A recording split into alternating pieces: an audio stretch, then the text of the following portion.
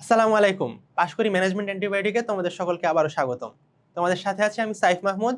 আজকে আমরা পড়ব ব্যবসা সংগঠন ও ব্যবস্থাপনার দ্বিতীয় চ্যাপ্টার,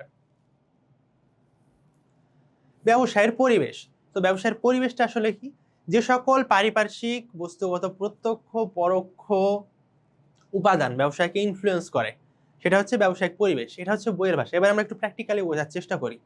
মনে করো তুমি একটা ব্যবসা করো, তুমি আজকে ঢাকা থেকে মনে করো চট্টগ্রামে কোনো পণ্য পাঠাচ্ছ ট্রাকে করে। এখন দেশের যে রাজনৈতিক পরিস্থিতি, দেখা গেছে যে রাস্তার মাঝখানে কেউ তোমার ট্রাকে আগুন লাগিয়ে দিয়েছে। সো এটা কি তোমার কন্ট্রোলে ছিল? তুমি এটা কন্ট্রোল করতে পারতে না। সো এটা নন কন্ট্রোলেবল আইটেম, যেটা হচ্ছে তোমার ব্যবসার উপর প্রভাব ফেলেছে। সো এমনই আরো বিভিন্ন ধরনের প্রাকৃতিক, সামাজিক, অর্থনৈতিক উপাদান আছে যেগুলোকে আমরা ব্যবসায়িক পরিবেশ বলি। তো চলো দেখা যাক। প্রথম হচ্ছে ব্যবসার পরিবেশটি কি? ব্যবসার উপর প্রভাব বিস্তারকারী পারিপার্শ্বিক অবস্থার সমষ্টি। পারিপার্শ্বিক অবস্থাগুলো কি কি আছে? প্রাকৃতিক পরিবেশ। প্রাকৃতিক পরিবেশের মধ্যে কি কি আছে? আচ্ছা, পরিবেশের উপাদান যেগুলো আছে আমরা পড়বো, এগুলো কিন্তু মনে রাখাটা ইম্পর্টেন্ট। কারণ আমাদের প্রশ্ন হয়তো সরাসরি এইভাবে আসে যে বললো যে নদ নদী কোন পরিবেশের উপাদান, এই ধরনের সরাসরি উপাদান দিয়ে আমাদের কোয়েশ্চেন করে যে এটা কোন পরিবেশের অন্তর্ভুক্ত। আমাদের প্রাকৃতিক পরিবেশের উপাদান কি কি আছে? ভূপ্রকৃতি, মৃত্তিকা, নদ নদী, প্রাকৃতিক সম্পদ, জলবায়ু। সো আমাদের এই উপাদানগুলো মনে রাখাটা কিন্তু খুবই গুরুত্বপূর্ণ। এখন প্রাকৃতিক পরিবেশের উপাদান, নদ নদী কিভাবে তোমার আবার ভাই ব্যবসায় প্রভাব ফেলবে? এখন তুমি মনে করো একটা গার্মেন্টস দিতে চাইতেছো, যেখানে তোমার ওয়েস্ট ডিসপোজ করতে হবে, তোমার পাশে কোনো নদী নাই, তোমার কষ্ট অনেক বেশি। বাংলাদেশে যেমন দেখা যায় যে নদীর পাশে আসলে কলকারখানা বেশি হয়, কারণ হচ্ছে যত ওয়েস্টেজ আছে, বর্জ্য পদার্থ আছে, সব নদীতে ফেলে দেয়। সো নদী থাকলে তোমার জন্য ওইটা একটা ইল্লিগাল সুবিধা পাচ্ছ। আবার দেখা যাচ্ছে যে বেশি নদীর কাছে করলে দেখা গেল নদী ভাঙনে তোমার প্রতিষ্ঠানই ভেঙে নদী গর্ভে চলে গেল। সো প্রাকৃতিক পরিবেশ অবশ্যই তোমার ব্যবসায় প্রভাব বিস্তার করে। এবার দেখি অর্থনৈতিক পরিবেশ। অর্থনৈতিক পরিবেশের উপাদান কি আছে? আয়, সঞ্চয়, মূলধন, বিনিয়োগ, ব্যাংক, বীমা। আয় কি? মনে করো একটা এলাকার মানুষের আয় বেশি, সে কনজিউম করবে বা ভোগ করবে বেশি। তো তুমি যদি সেখানে একটা ব্যবসায় প্রতিষ্ঠান দাও, তোমার আয়ের বা মুনাফার সম্ভাবনা বেশি। আর যেখানে মানুষের আয় কম, সেখানে মানুষ খুবই সীমিতভাবে খরচ করবে। সো আমি সেই জায়গা ভেদে হচ্ছে আমি আমার ব্যবসা প্রতিষ্ঠান দিব। সো ব্যবসার পরিবেশটা জানা এই জন্য খুবই ইম্পর্টেন্ট। আবার মনে করো তুমি ব্যাংকের থেকে ঋণ নিয়ে ব্যবসা করবে, এখন দেখা গেলো হুট করে ব্যাংক তাদের ব্যাংক ইন্টারেস্ট রেট বাড়িয়ে দিয়েছে। তো তখন হচ্ছে তোমার ব্যবসার কস্ট বেড়ে যাবে। সো এটাও তোমার ব্যবসাকে প্রভাবিত করে। এবার দেখি আমাদের সামাজিক পরিবেশ কি আছে। সামাজিক পরিবেশের উপাদানের মধ্যে আছে জনসংখ্যা, ধর্মীয় বিশ্বাস, মূল্যবোধ, শিক্ষা, জাতীয় ঐতিহ্য। সামাজিক পরিবেশের থেকে সবচেয়ে বেশি কোশ্চেন আসে। কি আছে? জনসংখ্যা, ধর্মীয় বিশ্বাস। এখন মনে করো এমন একটা অঞ্চলে তুমি একটা পাঞ্জাবি জুব্বা, তসবির একটা তুমি ব্যবসায় দিতে চাইতেছো। তুমি এমন একটা অঞ্চল সিলেক্ট করলে যেখানে মুসলিম মানুষ কম, অথবা প্র্যাকটিসিং মুসলিম, কেউ মসজিদেই যায় না। এখানে তুমি কিছু করতে পারবা ভাই এই ব্যবসায়? পারবা না। সো ধর্মীয় বিশ্বাসটা ইম্পর্টেন্ট। আবার জাতীয় ঐতিহ্য। ঐতিহ্য কি? মনে করো আমাদের টাঙ্গাইলের শাড়ি আছে, জামদানি আছে, আবার কোথাও কোথাও মিষ্টি ফেমাস। সো ওইসব জায়গায় তুমি ওই ঐতিহ্যকে ব্যবহার করে, মনে করো তুমি এখন ঢাকায় আছো, তুমি এখন একটা বিজনেস দিতে যাচ্ছ, মিষ্টির বিজনেস, আর তুমি কুমিল্লার রসমালাই সেল করবা। সো কুমিল্লার রসমালাই এটা ফেমাস হয়েছে কোন কারণে? এটা তো অঞ্চল ভিত্তিক। তো এটা একটা সামাজিক পরিবেশের উপাদান, ঐতিহ্য। রসমালাই, কুমিল্লার রসমালাই, এটা কিন্তু ঐতিহ্য। তো সামাজিক পরিবেশ ব্যবসার জন্য খুবই গুরুত্বপূর্ণ। এবার আসি আমরা রাজনৈতিক পরিবেশ। ব্যবসায়ের সবচেয়ে বেশি নন কন্ট্রোলেবল এলিমেন্ট হচ্ছে এই রাজনৈতিক পরিবেশ। রাজনৈতিক পরিবেশ কখন কি হয় তোমার হাতে কিছু নেই। এখন তুমি যদি বড় সিন্ডিকেট ব্যবসায়ী হও তাহলে ভিন্ন কথা, কিন্তু যদি তুমি সাধারণ ক্ষুদ্র ব্যবসায়ী হয়ে থাকো তাহলে আসলে এখানে তোমার হাতে কিছুই নেই, আল্লাহ ভরসা। রাজনৈতিক পরিবেশে কি আছে? সার্বভৌমত্ব, সরকারি নীতিমালা, রাজনৈতিক স্থিতিশীলতা, আইন শৃঙ্খলা। আইন শৃঙ্খলা পরিস্থিতি কেমন থাকবে এটা রাজনৈতিক পরিবেশের উদাহরণ, এটা কিন্তু আইনগত পরিবেশের উদাহরণ না। এইটা আমরা সবচেয়ে বেশি ভুল করি, যে রাজনৈতিক পরিবেশ আর আইনগত পরিবেশের মধ্যে মিক্স করে ফেলি। সো আইন শৃঙ্খলা রাজনৈতিক পরিবেশের উদাহরণ। রাজনৈতিক স্থিতিশীলতা। রাজনৈতিক স্থিতিশীলতা যদি থাকে, মনে করো যদি এখন তুমি যে নির্বাচনী সময়ে তুমি ঢাকা থেকে চট্টগ্রামে মাল এক্সপোর্ট করতে চাইতেছো, দেখা যাচ্ছে তোমার ট্রাক জ্বালিয়ে দিয়েছে আগুনে। তো রাজনৈতিক এই অস্থিতিশীলতা না থাকলে তোমার তো বিজনেস ভালোভাবে ফ্লোতে চলতো। এখন তো অস্থিতিশীলতার কারণে তোমার ফ্লোটা নষ্ট হয়ে গেছে। তো রাজনৈতিক স্থিতিশীলতা ব্যবসার জন্য খুবই গুরুত্বপূর্ণ এবং খুবই একটা নন কন্ট্রোলেবল আইটেম। এখানে আমাদের হাতে কিছুই থাকে না। আবার সরকারি নীতিমালা।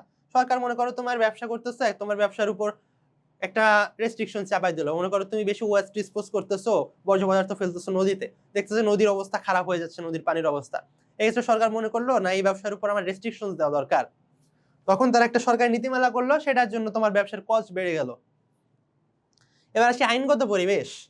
আইনগত পরিবেশের একটা বোঝার সবচেয়ে সহজ উপাদান হচ্ছে প্রত্যেকটা শেষে একটা আইন লেখা থাকে, যেমন বাণিজ্যিক আইন, শিল্প আইন, ভোক্তা অধিকার আইন, শ্রম আইন।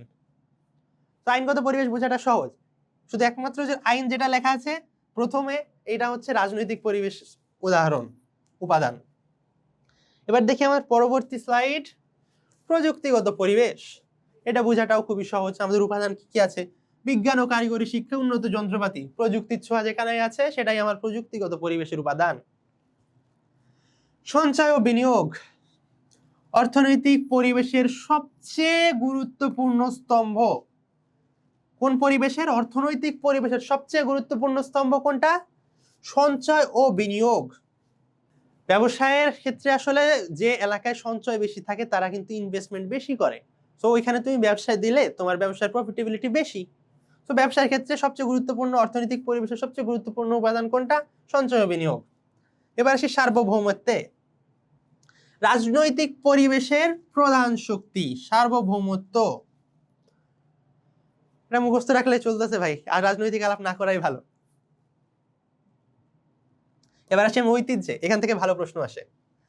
টাঙ্গাইলের তাঁত মৃৎশিল্প সামাজিক পরিবেশের ফসল। যেমন বলেছিলাম না কুমিল্লার রসমালাই, ওইটা কিন্তু একটা ঐতিহ্য। তো ঐতিহ্য যেখানে আছে সেটা কিন্তু সামাজিক পরিবেশ। তাহলে টাঙ্গাইলের তাঁত মৃৎশিল্প সামাজিক পরিবেশের ফসল। একটা আইন দেখি আমরা, ভোক্তা অধিকার আইন।